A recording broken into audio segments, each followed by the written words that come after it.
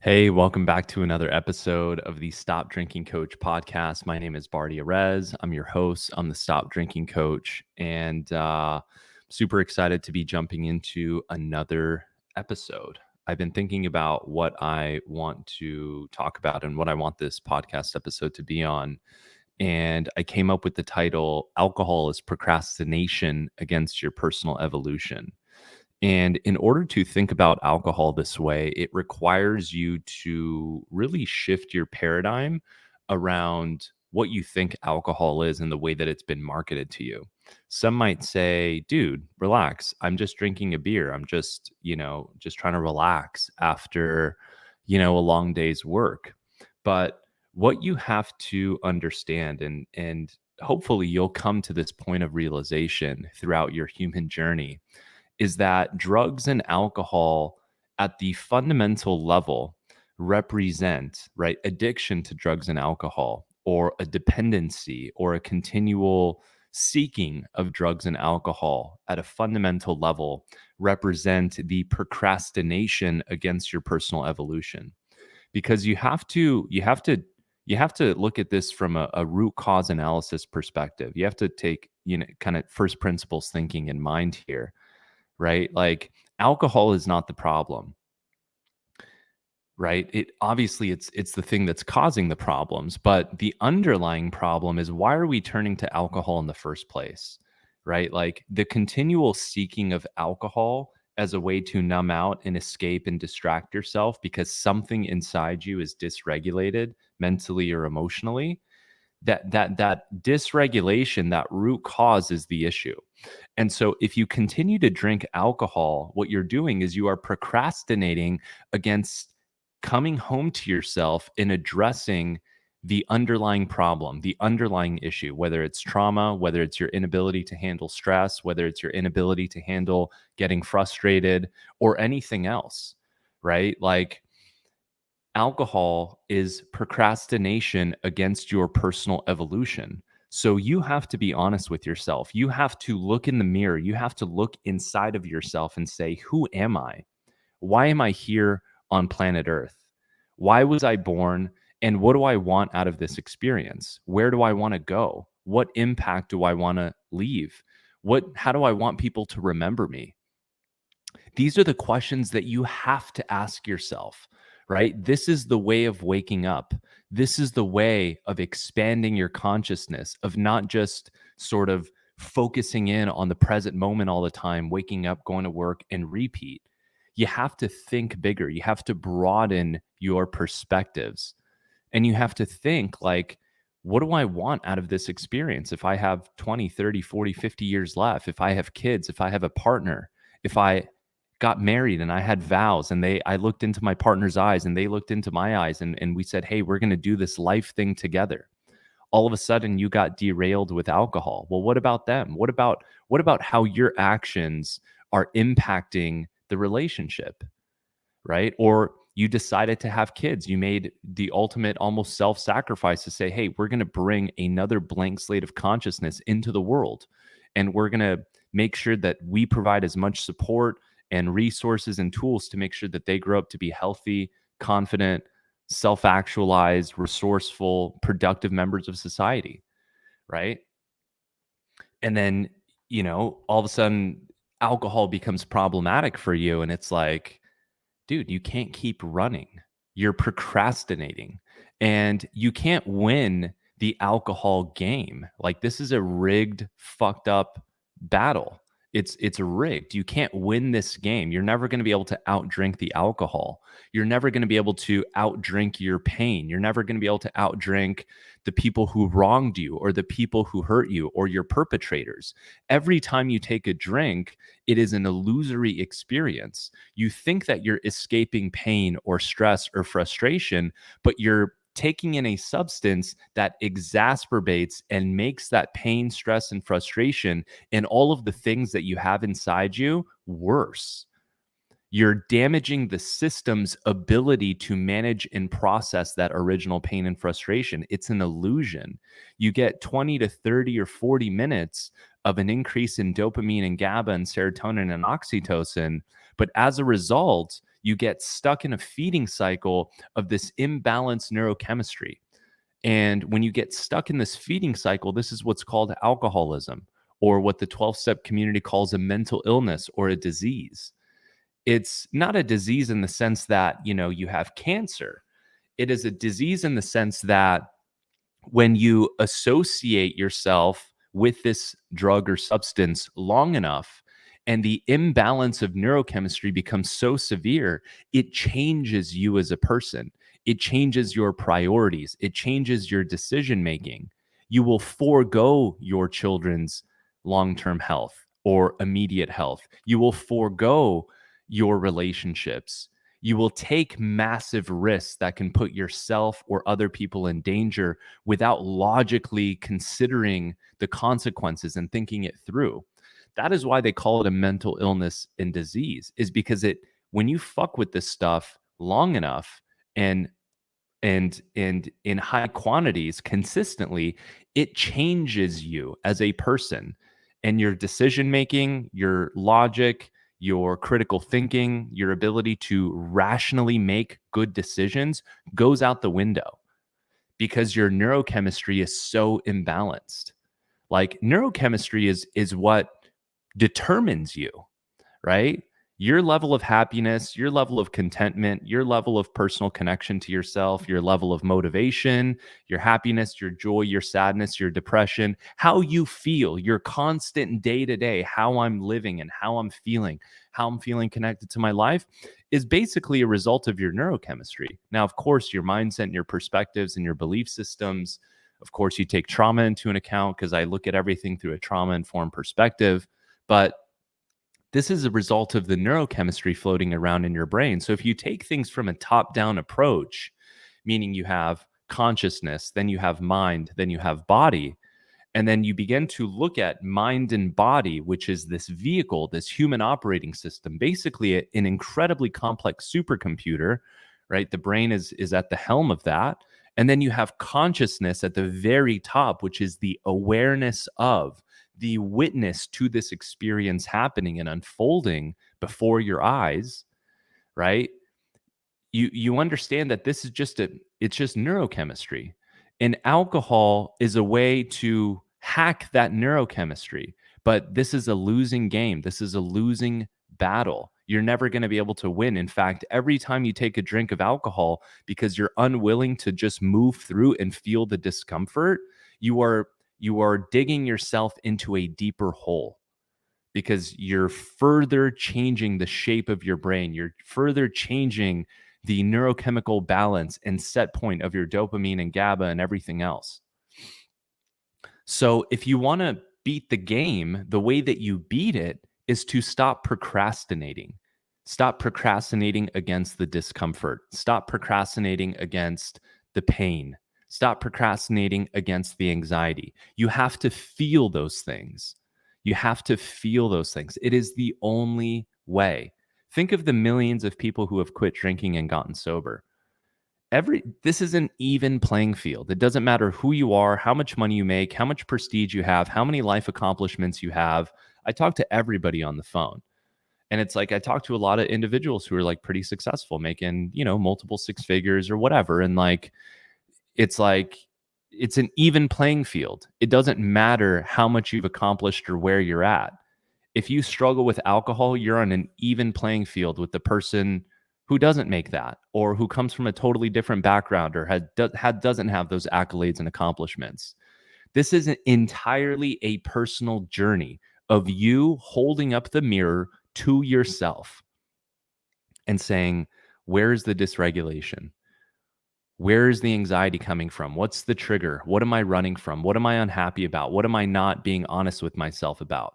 What am I not willing to learn? What am I not willing to make adjustments to in my life? Whether it's my friend group, whether it's my social circle, whether it's my conversations I need to have with my partner, or maybe I need to go find a new job because this job is just crushing me and I'm so unhappy. Whatever it is, you're using alcohol as a way to procrastinate against doing the work that you need to do internally. And this is why alcohol is procrastination against your personal evolution. Because as a human being, you came here to grow, to learn, and to evolve.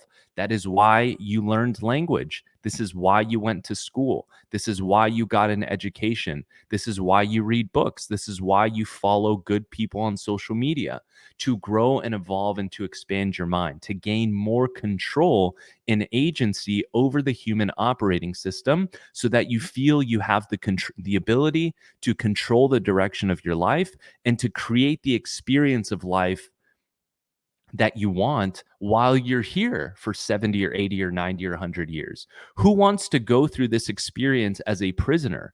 Who wants to be a conscious agent in their mind, but behind bars because they don't know why they're having the thoughts they're having, and behind bars because they don't know why they're having the feelings that they're having? I want to assure you that no matter who you are, what traumas you've gone through, what pains you're currently experiencing, what stressors or what challenges, it's all been problem solved. There's answers for all of it. You're not alone in the challenges that you're experiencing. Are you having an unhappy marriage? Dude, there's tens of thousands of marriage counselors. Hundreds of millions of people have been married and have gotten through the exact same challenges and problems that you have. And it all exists. It's all online. It's all on the internet. It's on YouTube. It's on Google. There's coaches. There's experts. Like everything that you think that is a challenge or a problem is solvable. All of it. All of it. Or if it's not 100% solvable because whatever it might be, a condition or whatever, like there's ways to manage it and there's ways to optimize around it, whatever it is. But I can't go inside of you and live in your body and be with you every moment to be like, hey, you got to do this and you got to do that at this point. Like this is your personal journey. And honestly, you don't want me to be inside you. You don't want it to be just a snap of the fingers easy, because this is your soul's evolution. This is why you were put here on earth, is to figure this out. And trust me, it is the most profound hero's journey that you will ever be on. The way that your consciousness will expand, the way that your mind will awaken, the way that you will discover the fabric, the totality and fabric of how to manage your emotional state. Like, man, it's crazy. It's crazy. But you have to continue to remind yourself that if you are struggling with alcohol, that's what this is. Alcohol represents procrastination against your personal evolution. So you have to look in the mirror and ask yourself, how much longer am I going to procrastinate? How much longer am I not going to just work through and feel the root cause, whatever it is, the discomfort, the anxiety, the stress? Because the thing that you have to remind yourself of is that, like, dude, if millions of people have gotten sober and we all have an even playing field, we all have to, when we quit drinking, feel the withdrawal, feel the shitty sleep for the first few days, feel the anxiety, feel the craving. We have to move through it. We have to breathe through it. That's the thing about this game, is like it is an even playing field. Nobody is exonerated from it. Sure, some people have a different starting block in life and they have a different level of, mental and emotional capacity, and some people have more trauma, and so sure, like it's a little bit different for everybody, but the playing field is pretty even. We all have to feel the discomfort and move through it, and it has to be earned. It has to be earned. That's why I say getting sober, once you get to the other side and the mind, body, and emotional system and energy system starts to find balance and regulate, it is a nectar that nobody else can take away from you, and only you can taste because you've been through the fire. And it's like, what else are we here to do as human beings? We didn't come to earth. You didn't become an adult after evolving from childhood to an adolescence to just run from pain and discomfort.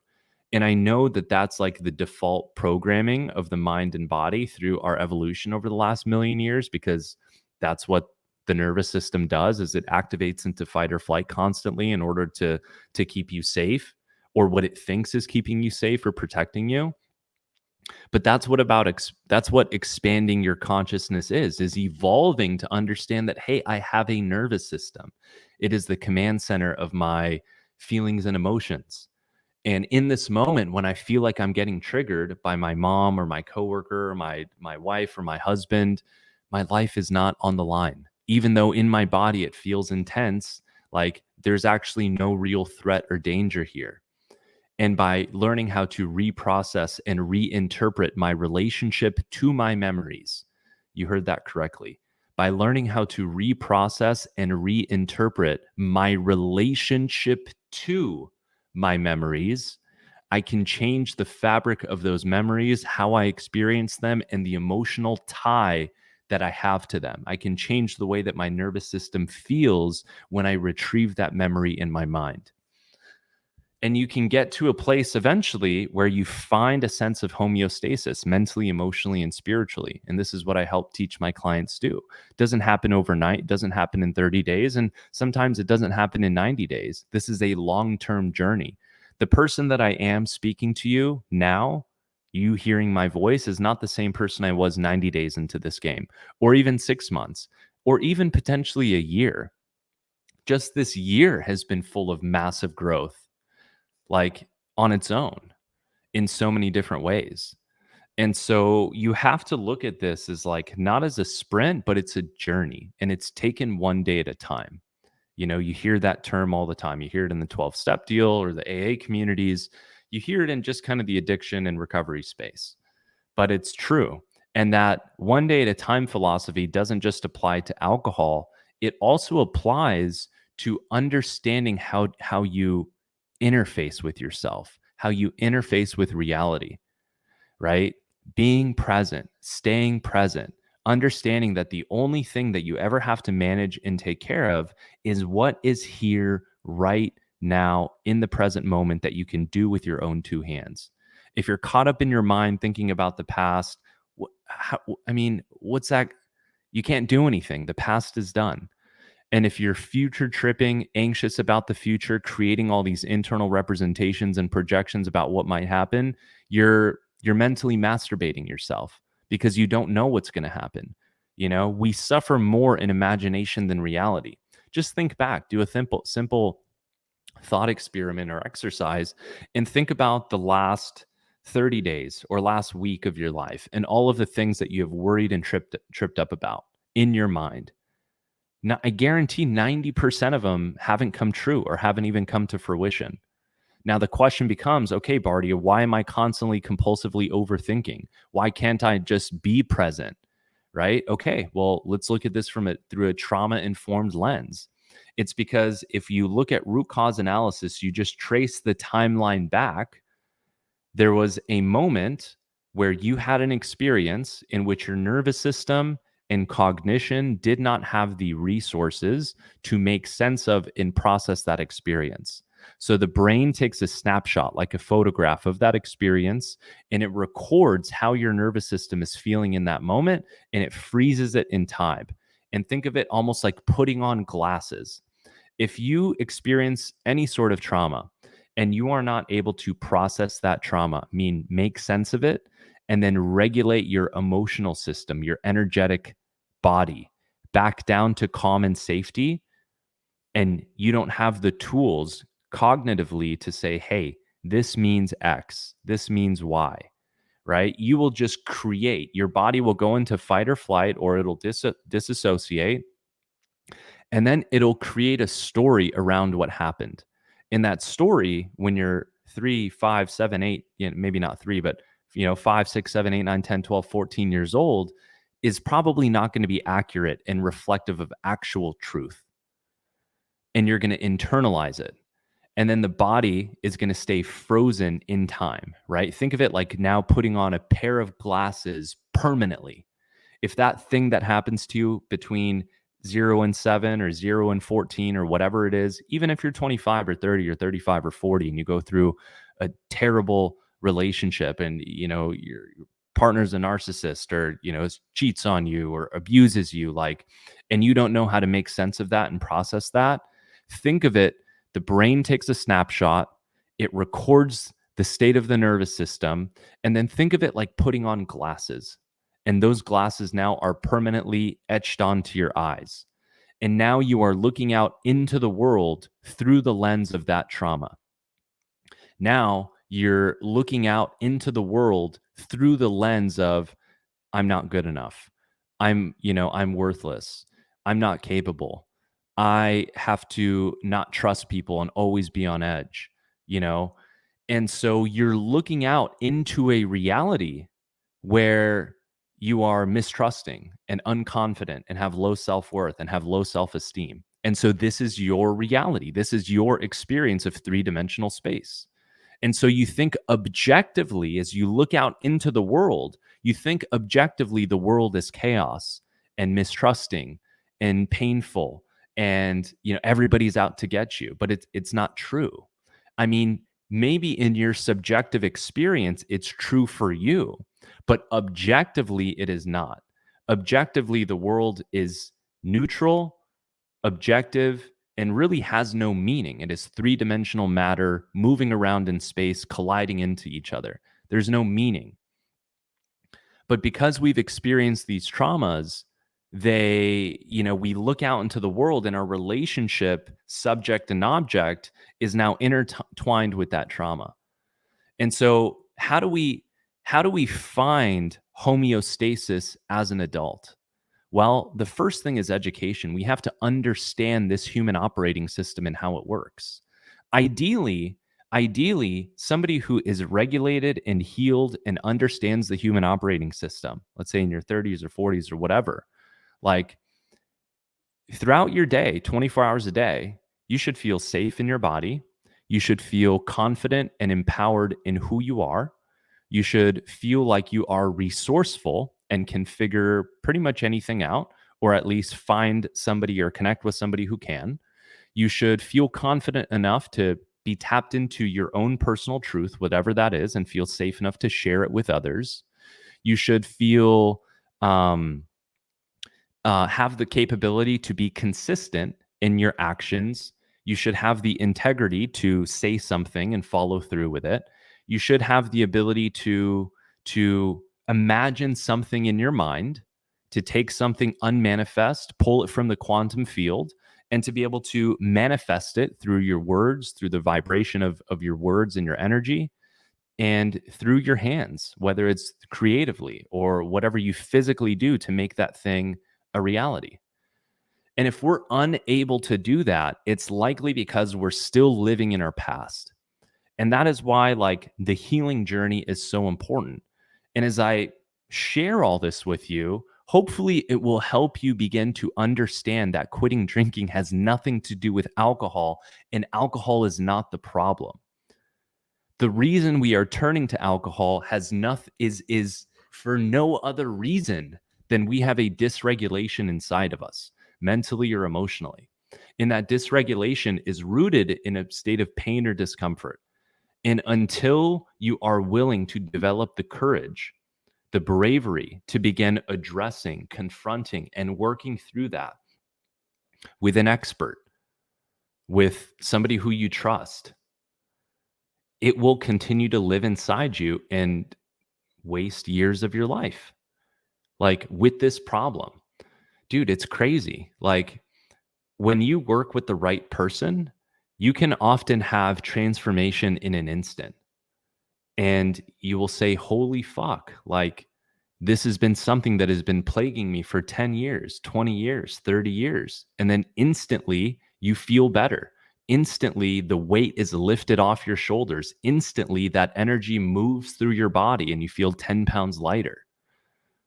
But you have to understand that, like, none of that's going to happen until you look in the mirror and are honest with yourself. What is it that you want? What is it that you're so afraid of? What is it that you're not willing to make a change around?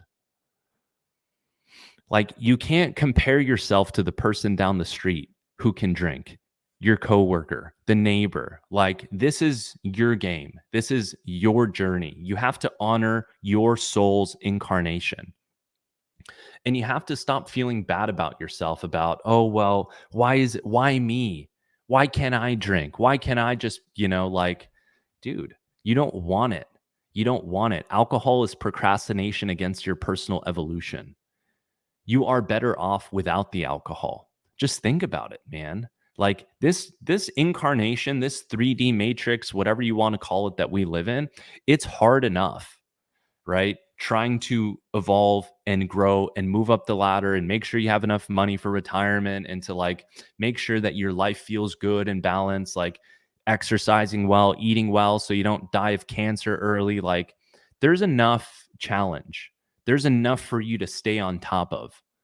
And now if you're drinking multiple days per week, man, you're just siphoning life force. You're siphoning the incredible uh um sensitivity of the balance in your brain to keep you motivated, to keep you energized, to keep you moving forward.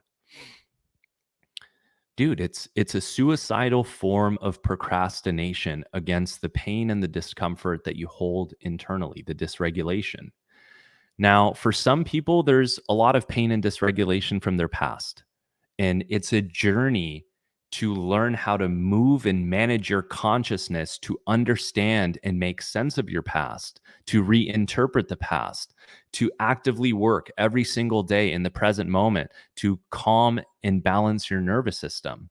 For other people, maybe there's not so much trauma from the past. I've also got a lot of clients who are like, yeah, I had a great upbringing. My family was pretty good. I still have a great relationship with my parents, and it's like, for them it's maybe not so much that. It's just they found alcohol super exciting and they discovered it in high school and college, and there wasn't a ton of pain there, but it's like they just fucking love to party or have fun.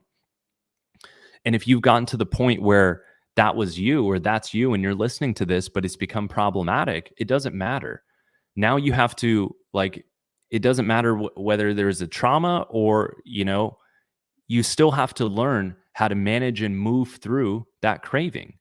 You have to learn how to rebalance your neurochemistry. You have to find ways to get dopamine in ways that are healthy.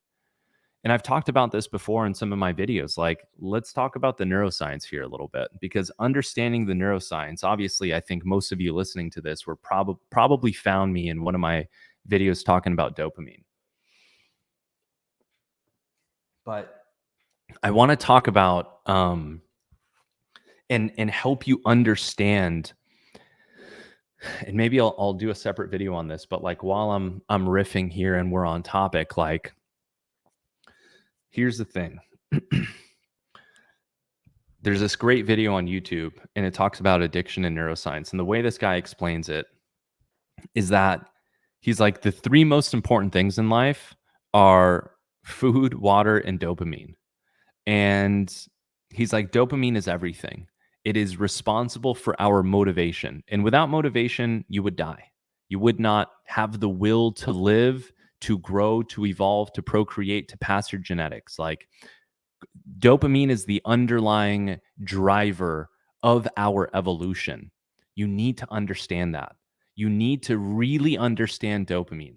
Read Dopamine Nation and look up Dr. Anna Lemke's work. Dr. Anna Lemke, Dopamine Nation. She's got tons of content on YouTube, on Spotify. Excuse me. She's been interviewed on all these different podcasts. She is the absolute expert, which I've learned from and have expanded my understanding of. Excuse me. I'm drinking a drink and it's like catching my throat. So on average, a person has about 50 nanograms per deciliter of dopamine floating around in them. Okay. Now, understanding the nanograms per deciliter isn't important. Just look at these phrases. Look at these metrics. The average person has about 50 nanograms per deciliter floating around in their brain of dopamine. The way he explains it is, if you have like a terrible day and you get fired from your job and now you're really just kind of feeling low and kind of depressed and unmotivated, like you just got hit with a curveball, your dopamine's going to drop down to 40 nanograms per deciliter. So you're going to lose about 10 points of dopamine here. Okay. Now, he then goes on to explain, if you are like clinically depressed and cannot get out of bed, literally like can't get out of bed, you're at about 10 nanograms per deciliter. Okay. So your dopamine has gone from 50 down to about 10. Okay. So, 5x decrease. Now, on the flip side, when you are having sex, right, or eating your absolute favorite food, your dopamine will increase to about 90 to 95 nanograms per deciliter. So it's almost doubling. Okay. Now, alcohol increases your dopamine, he said, to about 190 to 200 nanograms per deciliter. Okay. So, like, dude, that's major. That's major. Think sex and then think your favorite food activates the reward center in your brain and increases floating dopamine to 90 to 95 nanograms per deciliter. So he says humans are not meant to go above 90 to 100. Like, this is the max that we're supposed to experience. This is what three-dimensional reality through natural extension of resources and behaviors affords us. Eating food, your absolute favorite food, and having sex are like the top. That's the max. And alcohol increases up to 200. So it's doubling the max. Okay. Now, the way dopamine works is it's tied to our evolution and our biology. Okay. It is responsible for everything. Without dopamine, without that motivation to move forward and make progress, and then the activation of dopamine, which is the reward center, it's sending a signal to the body to say reinforce that behavior, repeat that behavior.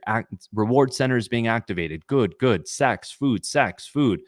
You're not doing this consciously. This is beyond you. This is beyond your choice. This is what's happening within you. This is the system, the computer system that's running the show.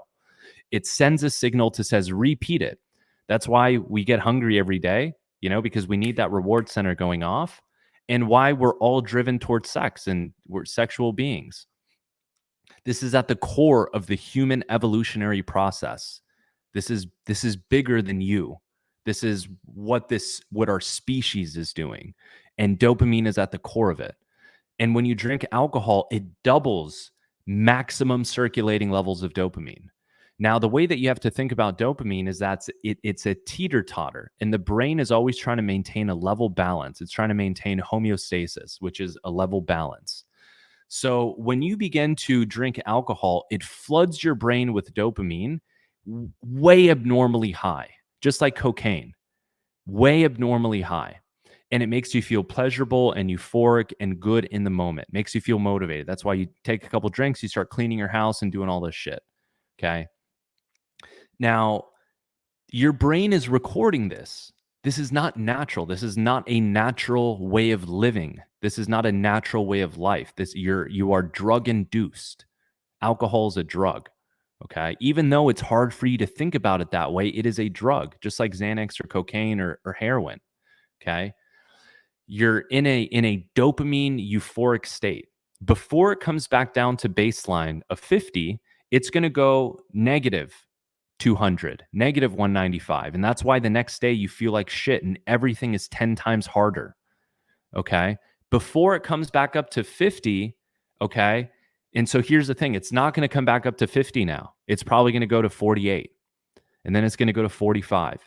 Your dopamine set point, your brain's natural ability to produce dopamine, the endogenous production, its natural production is going to lower. You're damaging the dopamine receptor sites because you're flooding them with way too much dopamine that it's not designed to handle. And so your brain starts becoming dependent. It's like, hey, now I'm getting all this dopamine from alcohol. I guess I don't need to produce that much. It's the same thing with steroids. When you start pumping your body with steroids, all these bodybuilders, your natural testosterone production shuts off because now you're getting 2 to 10x, 5 to 10x normal testosterone levels being injected. So it's like, shit, I don't need to produce natural dopamine anymore. And so as you continue this cycle, your natural dopamine gets lower and lower and lower. And as a result, life becomes more dull and less motivating. Everything starts to take the back seat. your relationships, you being there for your children, you showing up at work, you smashing it at work, you smashing it in your business, you making sure that you're eating well, that you're motivated, that you're sticking to your long-term plans and goals. Dude, all of those things take a back seat. And now you just become a fiend for the dopamine. This dopamine feeding cycle, this extreme imbalance of neurochemistry is what the 12-step recovery community, when they were established 100 years ago, AA, calls a mental illness and a disease. But it's not like you're not mentally ill, okay? You just have an extreme imbalance in your neurochemistry, which changes the structure of your brain and the way that you make decisions, which changes your filters and perceptions around self and reality, which changes your decision making, your priorities. that extreme that extreme shift in your brain functioning and the way that you have a relationship to yourself, have a relationship to the people close to you, and have a relationship to how you manage pain and your internal emotions, because it's so extreme, they call that a mental illness or a disease. Okay. But when you look at all of this through a trauma informed and neuroscience based perspective, you can it makes sense. You can trace it all back to a root cause. You can make sense of these things. And so the process of quitting drinking is a macro process of learning the human operating system, learning how your brain, emotional system, nervous system works, understanding your brain and how your personality is formed and produced through childhood experiences, and beginning the healing journey of re-optimizing and rebalancing mentally and emotionally and spiritually, which is our birthright, how we should be. You should be ideally a balanced human being, which has an understanding of the blueprint, has an understanding of the user manual, right? It's like, look at this from a top down perspective. Your consciousness, your awareness of reality happening within you is like you sitting behind a computer, managing a keyboard and a mouse and looking at a computer screen. But imagine if you were from 1800 and somebody put you down in front of a keyboard and a mouse and had an LCD screen in front of you and said, "Okay, go ahead." They would look at you like, first of all, they'd be confused. They wouldn't even know what the hell a keyboard and mouse and a computer is. They wouldn't know that you're supposed to press buttons, that if you move here and click on this icon, it opens up a file system, that an internet exists, like the subconscious mind, right? An internet exists. They don't even know what the internet is. They don't even know they have a subconscious mind. They don't understand how to move files around, and that every memory is like a file that gets installed on your desktop. But you can go in and you can change that file. You can delete that file. You can change the way that you retrieve that file by going into its properties, shifting the submodalities, using like neurolinguistic programming, which is something that I do, and I help my clients. Like, dude, this whole thing is so much bigger. And you have to think bigger. You have to understand that if you have tried to quit drinking on your own several times with no success, by just doing nothing other than abstaining from alcohol, you're not going to get super far, and you're going to stay stuck in the cycle. Being alcohol free is a learning process. Getting sober is a learning process. It is not a light switch for many people, and that's okay. So if you've tried multiple times and you failed, and fail is not the right word. Fail is if you just give up and forget about it. If you've slipped up, then that's just feedback in the process. That is feedback within your human avatar in this three-dimensional reality. And the way that you apply meaning to the data of that feedback is what determines your experience and how you move forward. This is an input-output system. We live in a cause and effect universe. And the sooner that you can begin to look at reality from a independent, non-objective, objective, neutral perspective, and you begin to audit the meanings and interpretations of all things within your sphere of consciousness from a higher vantage point, that is when you will begin to develop agency over this experience. But as long as you are committed to those old stories, as long as you are committed to keeping those painful narratives alive and not having the courage to revisit them and reprocess them and reinterpret them, and then in the present moment work to recondition your mental and emotional operating system, you will be a slave to them. So, what you are here to do as a human being is to learn everything that I'm sharing with you. That is the game. That is the game. It is about expanding your map of reality. In NLP, they call it the map is not the territory. So, the territory is everything that is outside the confines of your own skin, which is basically objective reality. Objective meaning it's storyless, it has no meaning. It is three-dimensional matter moving into itself, spinning. The map is your personal interpretation of it. And that map is limited until you expand it. Until you expand it, right? It's like, think about when you were 10 years old, and then think about when you were 30 years old. Your map of the entire spectrum of reality at 30 years old is 100x that of a 10-year-old, right? Your understanding of self, of relationships, of the world, of the government, of language, of, whatever it might be, work, different skill sets, different tools. Like, you're a different person at 10 years old than you are at 30 years old. And you're a different person at day 1 or day 7, at day 30 or day 90 of your sobriety journey than of month 12 or month 24 of your sobriety journey. This is a personal evolution. It is a profound personal evolution.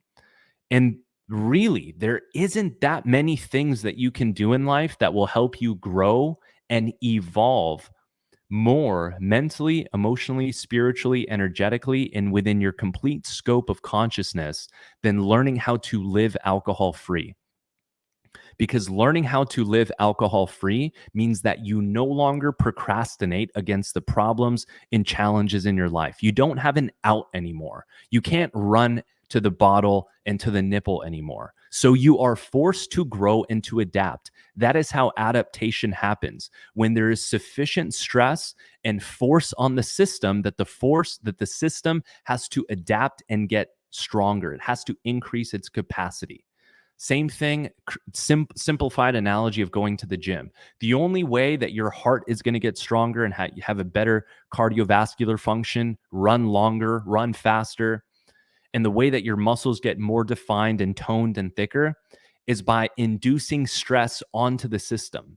It's the only way. There's no other way. It's not the muscle does not get thicker and stronger and more defined unless you induce stress on the system. That is what sends a signal to the proteins to double and to grow.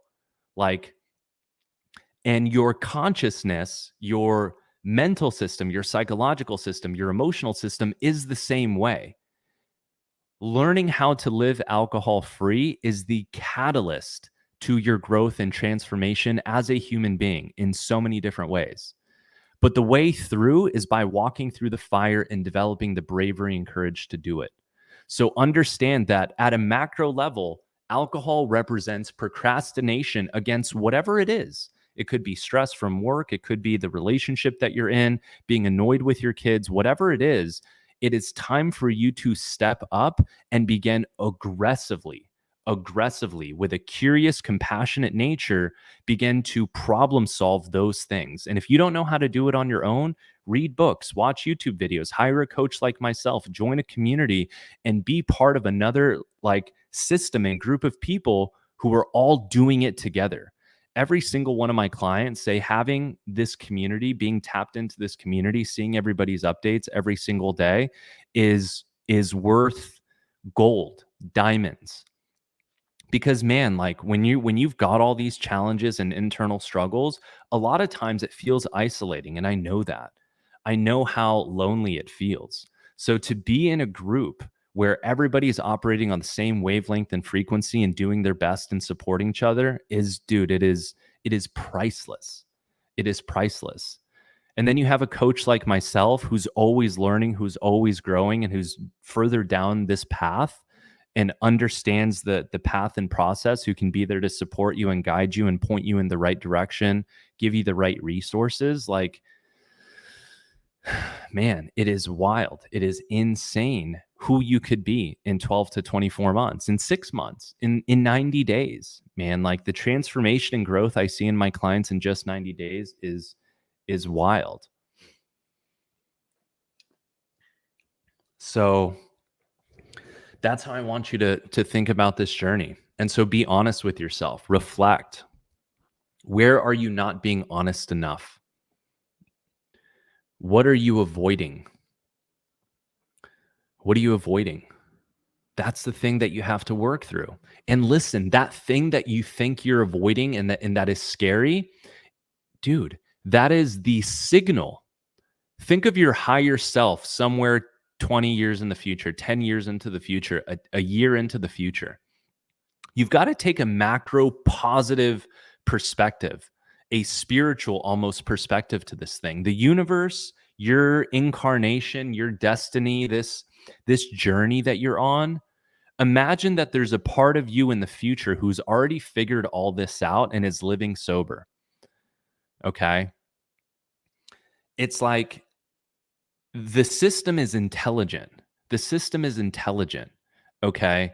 Whatever energetic force is beating your heart, digesting your food, keeping you alive, mending your wounds when you fall down and scrape your knee, whatever intelligence is having trillions of cells communicate simultaneously 24 hours a day, 7 days a week for 80 to 90 years, guiding your intuition, there is an intelligence there that you need to begin to learn to tap into, that you need to pay attention to, because it's real and there's something there. So the things that you're afraid of confronting, of feeling, that is the internal guidance system saying, hey, if you work through this, that is where your freedom lies. The things that you are most fearful and most anxious about are on the other side of that, contain your evolution and freedom. So you already know. It's not even a question. You don't have to you can't say there's no what do I want or what should I do or what is the next step. You just have to quiet the mind enough and feel and pay close enough attention. Do you have a thought that says, well, I don't even know if I can do it. I'm not confident. Great. Start with that. Start with you not feeling confident and explore that. Why do I not feel confident? Well, dude, when I was 10 years old on the playground, some fucking kid pushed me down and made fun of me for, I don't know, something. And in that moment, I just felt like nothing. I felt like my whole personality was pulled out of me because they all laughed at me. Boom, start with that. Some inner child work, reparenting yourself, reprocessing that event. Whether you hire a coach or a therapist or a counselor to move through that and to reestablish confidence. And then understand, where does confidence come from? Confidence comes from doing something over and over and over again so that you get the experience to know that you're unconsciously competent at it, so that you can deliver, that you can follow through. Everything can be traced back to a root cause and a source, and you know it. And if you're not entirely sure what it is, that is why investing in a coach or a mentor or a guide or a therapist is going to help you, because they can help guide you through that process. So I think I'm going to finish it off here, guys, but I appreciate you listening. I hope this episode was enlightening and helpful for you. And just remind yourself, this process is a personal journey of learning how to move through your discomfort. It is a personal journey of learning how to develop the courage and bravery to address the underlying things that you know have been problematic and have been causing you challenges. And the good news is that almost all of those things can be problem solved, and you can eventually get to a place of homeostasis, safety, calm, confidence, and wholeness. If you look at my new logo, it's starts out as a really kind of like half of a, like a quarter of a circle, and it's really small. And then it evolves and it expands into finally the last circle being large and fully whole. And that's the way I see this process. We all start out this process as just kind of only tapping into and accessing a small fraction of ourselves. Our map is limited, our understanding of the human operating system is limited, our ability to have agency over our system is fairly limited. And as we go through this process, we eventually grow into wholeness and completeness. And, you take this from a spiritual perspective, and it's, hey, you're already whole and complete. You're not broken. You're not missing anything. But it takes a journey of evolving your consciousness and learning how to manage your psychology and mind to discover that.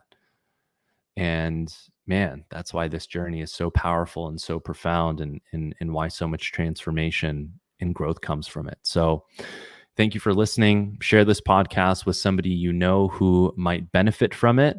And if you haven't, I would really appreciate if you left a 5-star review on Spotify and Apple. Thank you so much. And if you're at a place where you're ready to really step into the next chapter of your life and really do this thing, and you're tired of being sick and tired, go ahead and visit my website, www.thestopdrinkingcoach.com, and fill out an application. I will see you in the next episode.